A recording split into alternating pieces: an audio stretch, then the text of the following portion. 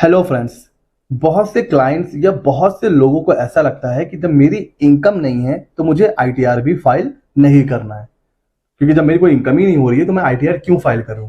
ऐसे लोगों को बहुत जल्द नोटिस आने वाले हैं, बिकॉज मैं ऐसे लोगों को जानता हूं जिन्होंने कई सालों से रिटर्न सिर्फ इस वजह से नहीं फाइल किया है कि मेरी कोई इनकम नहीं है तो मुझे आईटीआर भी फाइल नहीं करना चाहिए। आज ये जो पूरा मिथ है इस वीडियो में ब्रेक होने वाला है, बिकॉज सिर्फ इनकम इस चीज को डिसाइड नहीं करती है कि आपको आईटीआर फाइल करना है कि नहीं करना है।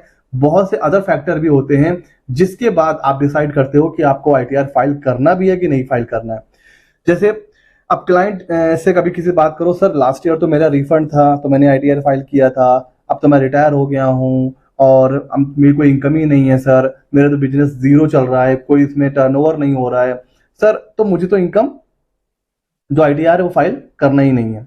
लेकिन आईटीआर सिर्फ इनकम से रिलेटेड नहीं होता है। कोई ऐसी कंडीशन नहीं है कि सिर्फ इनकम आप देखोगे और ये डिसाइड करोगे कि आईटीआर फाइल करना है कि नहीं करना है। और भी बहुत सी चीजें होती हैं, कुछ ट्रांजैक्शन है, TDS, TCS, turnover, foreign asset, बहुत सी ऐसी चीजें हैं जिनको आपको देखना होता है और फिर आप डिसाइड करोगे कि आईटीआर फाइल करना है कि नहीं करना है।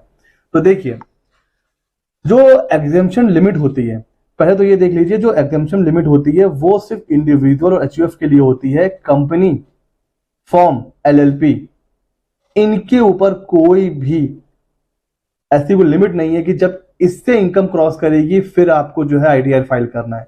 तो अगर आपकी कंपनी है, फॉर्म है, एलएलपी है, टर्नओवर जीरो है, लॉस है, प्रॉफिट है, कुछ भी हो, आपको आईटीआर फाइल करना ही करना है। तो भाई कंपनी, फॉर्म, एलएलपी के केस में तो ऐसा कुछ भी नहीं है। हाँ, इंडिविजुअल के केस में देखा जाता है कि जो आपकी जो इनकम है वो एग्जेम्पशन लिमिट से कितनी ऊपर है कि नहीं है। अगर ये एग्जेम्पशन लिमिट को क्रॉस नहीं करती है तो आप कह सकते हो कि भाई ठीक है, आईटीआर फाइल नहीं करना है। ये तो हो गया इनकम का क्राइटेरिया।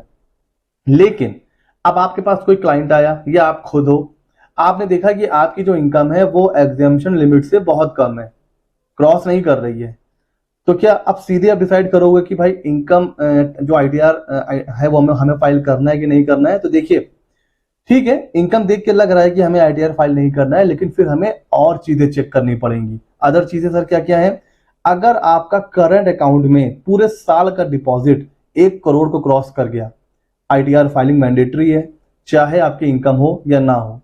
आपने फॉरेन ट्रैवल में 2 लाख से ज्यादा स्पेंड कर दिया, घूमने चले गए Dubai, Malaysia, America, Switzerland, 2 lakh से ऊपर का आपका फॉरेन ट्रैवल हो गया, आपको आईटीआर फाइल करना ही करना है, चाहे आपकी लिमिट जो इनकम है वो लिमिट से नीचे ही क्यों ना हो। पूरे साल भर का इलेक्ट्रिसिटी बिल 1 लाख से ज्यादा, अगर आपने, मंथ वाइज से बात नहीं हो रही है, पूरे साल भर में अगर आपने 1 लाख से ज्यादा इलेक्ट्रिसिटी बिल पे कर दिया, चाहे बैंक या कैश कैसे भी हो, आपको आईटीआर फाइल करना है। जी हाँ फ्रेंड्स, अब आप देख लो कि आपका जो बिल है पूरे साल भर में 1 लाख क्रॉस तो नहीं कर रहा है। ठीक है सर। उसी तरह सेविंग बैंक का डिपॉजिट अगर 50 लाख से ऊपर चला गया तो अब कुछ लोग क्या करते हैं, रिलेटिव से पैसा ले लिया, फ्रेंड से पैसा ले लिया, पैसा आ रहा है जा रहा है, कोई उसका हिसाब किताब नहीं है, फिर उनको at the end of the financial year लगता है मेरी तो कोई इनकम नहीं है, मैं तो स्टूडेंट हूँ। ऐसा भी बहुत ही कॉल आती है, अरे मेरा तो बेटा है वो तो स्टूडेंट है, उसके अकाउंट में पैसा आता जाता रहता है। भाई अगर 50 लाख से ऊपर है सेविंग बैंक अकाउंट में डिपॉजिट, आप स्टूडेंट्स हैं, आप बिजनेसमैन हैं, आप सैलरी पर्सन है, आप कुछ भी नहीं, आप बेरोजगार हैं, आपको आईटीआर फाइल करना पड़ेगा। बिकॉज इतना पैसा अगर आपके अकाउंट में आ रहा है तो बताना तो पड़ेगा ना कि भाई कहां से आ रहा है और क्यों आ रहा है। तो इन चीजों के बारे में आपको अपने क्लाइंट से या खुद से क्वेश्चन पूछना है, फिर डिसाइड करना है कि आईटीआर फाइल करना है कि नहीं है। उसके अलावा जो बिजनेसमैन होते हैं उनके केस में क्या होता है कि भाई आपको अपना टर्नओवर देखना है। कई बार क्लाइंट आता है, वो कहता है कि सर ठीक है, टर्नओवर तो मेरा हो रहा है, लेकिन जो मेरा प्रॉफिट है वो बहुत कम है, 50,000 है, 1 लाख है, तो सर आईटीआर 4 में तो कोई इनकम टैक्स लगेगा नहीं, और मेरी जो इनकम है, ठीक है टर्नओवर ज्यादा है, बट जो मेरी टोटल इनकम है वो तो 2.5 लाख से नीचे है, तो मुझे तो आईटीआर फाइल नहीं करना है। तो ऐसा नहीं है। अगर आप बिजनेसमैन है, आपका टर्नओवर 60 लाख को क्रॉस कर गया, और अगर आप प्रोफेशनल है, अगर आपकी प्रोफेशनल रिसीट 10 लाख को क्रॉस कर गई ना, भले ही आपकी इनकम अल्टीमेट 2.5 लाख के नीचे क्यों ना आ रही हो, भले ही आपको टैक्स पे करना हो या ना करना हो, उससे मतलब नहीं है। आपका टर्नओवर क्रॉस कर गया सर, फिर आपको आईटीआर फाइल करना है। दैट इज इट, खत्म, कोई क्वेश्चन नहीं। तो आपको अपना टर्नओवर भी चेक करना है कि भाई अगर आपका टर्नओवर क्रॉस कर गया है तो भाई आपको आईटीआर फाइल करना ही करना है। उसके अलावा टीडीएस आपका कट रखा है, टीडीएस कटा हुआ है, तो जो नॉन सीनियर सिटीजन है, जो नॉर्मल लोग हैं, टीडीएस टीसीएस मिला के 25,000 क्रॉस कर गया। अब किसी ने कार खरीद ली, ठीक है, कार में हमको पता है कि टीसीएस कट जाता है। मान लीजिए अच्छी खासी महंगी कार खरीद ली, होता है ना कि इंसान अपने घर वालों के नाम पे ले लेता है, वाइफ के नाम पे कार ले ली, बच्चे के नाम पे कार ले ली, मदर के नाम पे कार ले ली, होता है ना, खुद के नाम पे नहीं लेते हैं। अब उनका पैन पे टीसीएस शो कर रहा है जो कि 25,000 से ज्यादा है। अभी क्या होगा भाई, आप उनको भी आईटीआर फाइल करना है। आपने अपने घर वालों को फंसा दिया, आपको तो लग रहा है इनके नाम पे कार लेंगे क्या ही हो जाएगा, या उनका टीडीएस कट रखा है, ठीक है। तो अगर ऐसा कुछ है तो आपको फिर आईटीआर फाइल करना ही पड़ेगा। और अगर सीनियर सिटीजन है तो ये लिमिट हो जाती है 50,000। तो अगर आपका टीडीएस या टीसीएस इस लिमिट से ज्यादा है तो भी आपको आईटीआर फाइल करना है। उसके बाद आ जाते हैं फॉरेन एसेट पे।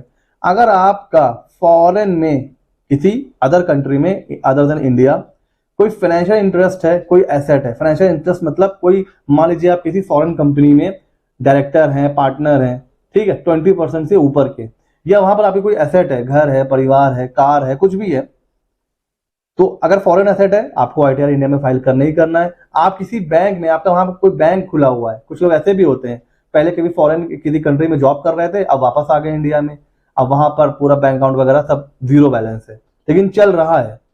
अब यहां पर नोटिस आ जाता है कि भाई आपका, हमें इंफॉर्मेशन मिली है कि फॉरेन में कोई बैंक अकाउंट है, तो यहां पर इस वजह से भी आपको आईटीआर फाइल करना है, वहां पे शो करना है कि भाई फॉरेन में आपका कौन सा बैंक अकाउंट चल रहा है। उसी तरह अगर आप कोई फॉरेन इनकम भी हो रही है तो भी आपको आईटीआर फाइल करना है। तो ये भी वो सिचुएशन है जहां पर आपको आईटीआर फाइल करना मैंडेटरी हो जाता है। उसके अलावा दो बहुत ही सीरियस सिचुएशन है जहां पर आपको आईटीआर फाइल करना ही करना है। एक मजबूरी है, मतलब दोनों मजबूरी आप कह सकते हो। पहली मजबूरी, आपका टीडीएस और टीसीएस कट गया, ठीक है, इनकम आपकी भाई ठीक है लिमिट से कम है, तो टैक्स तो बन नहीं रहा है, तो अगर आपको रिफंड क्लेम करना है तो बिना आईटीआर फाइल करे आप रिफंड क्लेम नहीं कर पाओगे। कोई रिफंड का फॉर्म नहीं है कि आपने भर के दे दिया आपको मिल जाएगा रिफंड। आपको क्या होगा, रिफंड के लिए आईटीआर फाइल करना ही करना होगा। दूसरा, अगर आप बिजनेसमैन है, ठीक है, 15 लाख 20 लाख आपका टर्नओवर है और आपकी इनकम भी 2.5 लाख के नीचे है, तो यहां पर आपको आईटीआर वैसे तो नहीं फाइल करना है।